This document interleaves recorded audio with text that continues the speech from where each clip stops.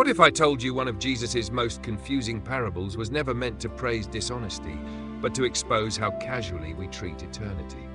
In Luke 16, Jesus tells a story that has shocked readers for centuries. A rich man discovers his manager has been wasting his possessions. The verdict is clear. The manager is about to be fired. Time is up, security is gone, and suddenly the manager becomes very serious about the future. He knows he's not strong enough to do hard labor. He's too ashamed to beg, so he acts fast. While he still has authority, he calls in his master's debtors and reduces their debts. One owes 100 measures of oil, he cuts it in half.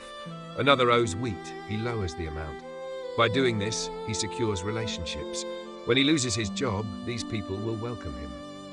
Here's the shocking part. The master praises him, not for cheating, not for dishonesty, but for being shrewd. Jesus then delivers the uncomfortable truth. People who live only for this world often act with more urgency and clarity than those who claim to live for eternity. The manager understood one thing clearly: his position was temporary, and because of that, he acted decisively. Jesus isn't telling us to copy the manager's actions. He's telling us to copy his awareness. Money fades, positions end, time runs out, and yet many people live as if this life is all there is.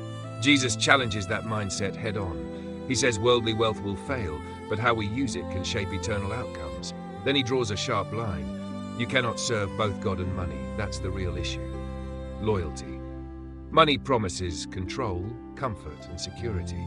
God asks for trust, and Jesus forces the question, which one actually guides your decisions? This parable isn't about clever tricks. It's about waking up. It's about realizing that everything we have, time, money, influence, is entrusted, not owned. One day, an account will be required. The shrewd manager prepared for a temporary future.